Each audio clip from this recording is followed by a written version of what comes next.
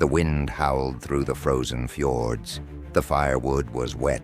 Sparks died before they touched the air, and the night swallowed any sign of warmth. In that deadly silence, even water turned into an enemy, trapped in ice blocks, thicker than a human arm. Even so, the Vikings drank. Somehow, in a world where the fire refused to catch, they found a way to survive. No stoves, no cauldrons, no comfort. Only the raw ingenuity of a people who learned to drink ice, turn snow into life, and fight the cold with instinct alone. This is the story of how the Vikings defied the impossible and discovered ways to drink water when even the fire gave up the fight. If you're fascinated by how they survived the most brutal cold in history, leave a like and subscribe, because what comes next will change how you see winter forever. Winter in the north didn't arrive slowly.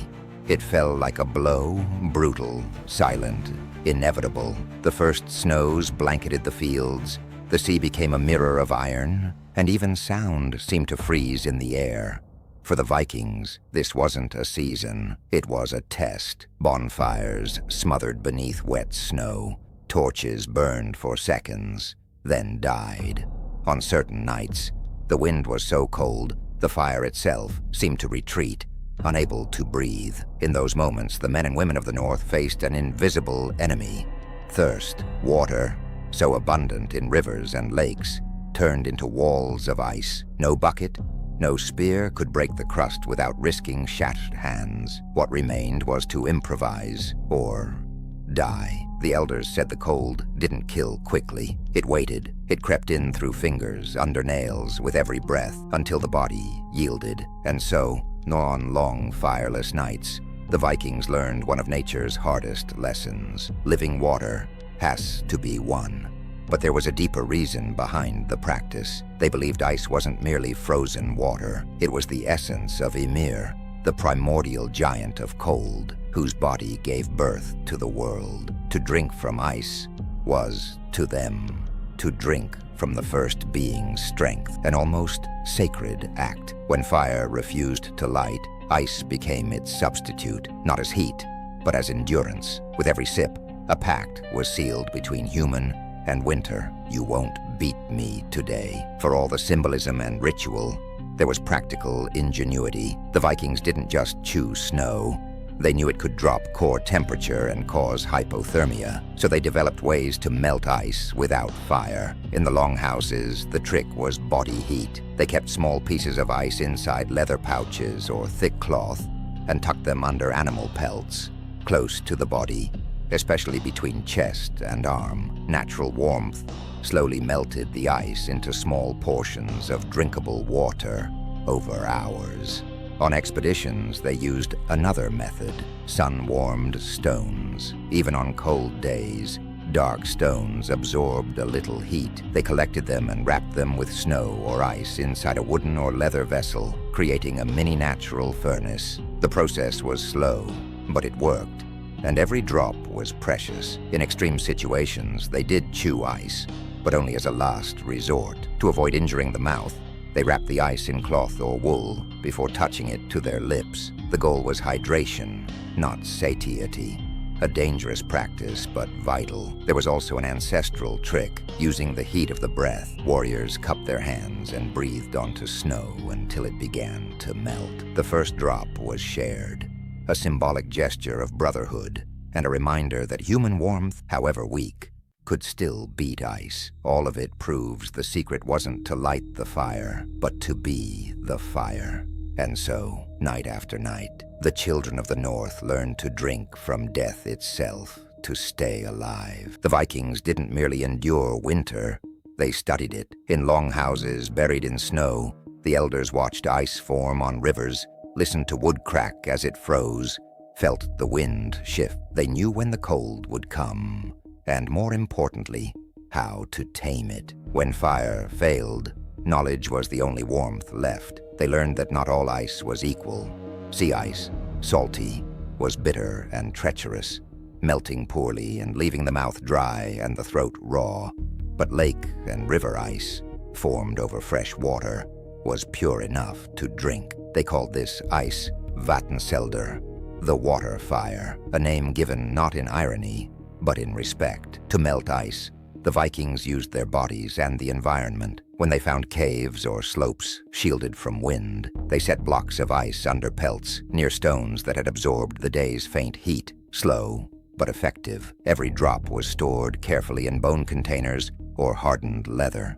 At sea, the technique was even more ingenious. Aboard ships, where fire could not be lit without risking the vessel, they packed snow inside woolen sacks. Wool, even damp, held enough warmth for the snow to turn into water over hours. With every watch change, the liquid was shared among the warriors, one sip at a time. It wasn't just technique, it was ritual. Before drinking, many dipped a finger in the melted ice and touched their chest, asking protection from Skadi, goddess of mountains and snow. Others whispered old words.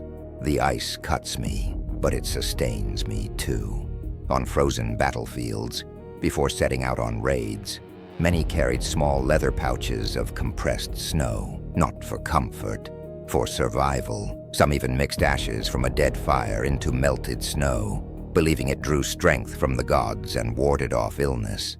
During the fiercest storms, when rivers were buried beneath meters of ice and the sun never pierced the clouds, the Vikings turned to an ancestral method, living ice. They cut circular holes in the frozen surface, set in stones warmed by the sun, then sealed the opening with pelts. The stones melted only the center, creating temporary wells of fresh water. The North's miracle, fire and ice coexisting for an instant. Accounts in old Icelandic sagas tell of warriors surviving like this for days, melting the world with their own hands. In their minds, survival wasn't just endurance. It was mastery of winter, turning it into a tool. As fire became a luxury, ice became an ally. Cold against cold.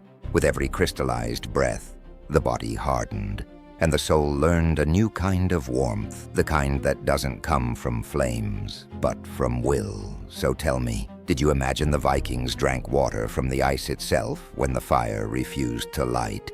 Or do you have another theory about how they survived without heat in the heart of winter? Comment below. Tell me if your guess was right, or if this story caught you by surprise. The elders said ice kept the memory of the world's first days, when fire and frost collided, and the universe was born. When warriors lifted snow to their mouths, they believed they were taking in a fragment of creation itself, the gods' frozen breath. At winter's peak, some clans held secret rites, known as Skadi's Bath. There, under the pale moon, warriors and women plunged their hands into water, melted straight from ice, set on a cold stone. Before drinking, they recited the ancient verse, "From Ymir's blood came the sea, from ice came life. May the water of cold purify me, and the inner fire never die." This blend of faith and survival shaped Viking daily life. Gods of heat, like Loki, fiery and unpredictable,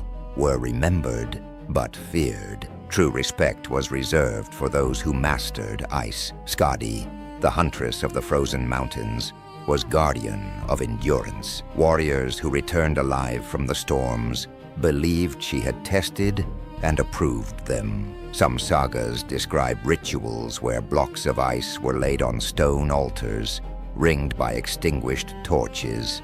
The symbol was clear. The cold had defeated the fire, but the human spirit still burned. Travelers crossing Icelandic or Norwegian mountains sometimes left small vessels of melted ice in the valleys, liquid offerings, tribute to the invisible force that shaped land and fate. There was a darker side. Some said certain warriors, before battles in the snow, drank icy water mixed with the blood of the fallen. They believed cold and heat fused in that liquid, granting power and courage, a union of death and survival.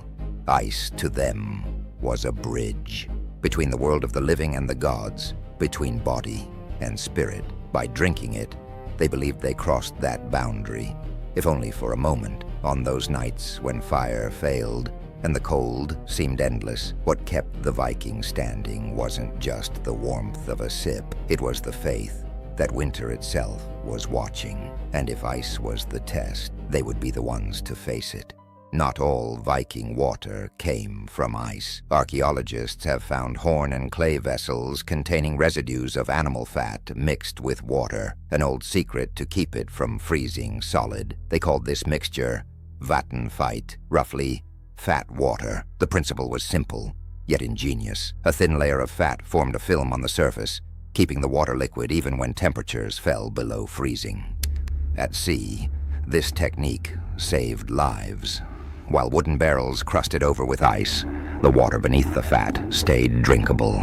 Even after whole nights on frozen waters, some warriors also believed that drinking this mixture brought strength and endurance, uniting two sacred elements, water and fat, symbols of life and warmth. It was both science and ritual, an ancestral trick that reveals the practical intelligence behind the legend. In the end, surviving in the North was never about luck. It was about understanding the cold and outwitting it.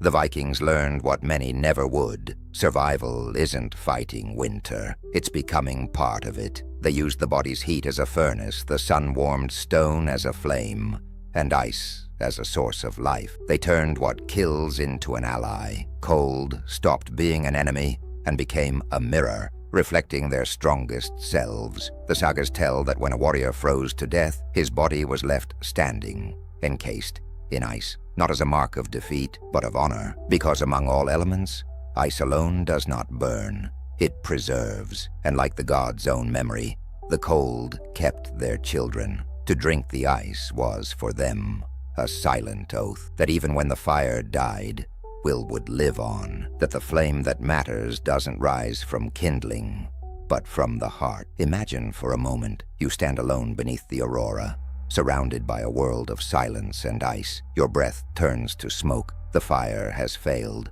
but your blood still runs warm. You lift a shard of ice to your lips, and as that cold pain cuts your mouth, you understand what the Vikings knew 1,000 years ago. Heat never comes from outside. It comes from within. That's why the North never beat them. They didn't need fire. They were the fire. If this story made you see the Vikings differently, leave a like, subscribe, and ring the bell for the next episodes. And tell me in the comments, could you do the same? Drink from ice, feel the cold tear through you, and keep fighting. I'll be reading and replying to every comment. Share this video with anyone fascinated by legends time almost froze. That's how you help keep this flame alive, because telling these stories is our way of keeping the Vikings' fire burning. And if you want more curiosities about how the Vikings faced the cold and the impossible, say so in the comments. Who knows? The next video might be born from your idea. Until our next plunge into the frozen shadows of the past. And until then, keep the fire lit.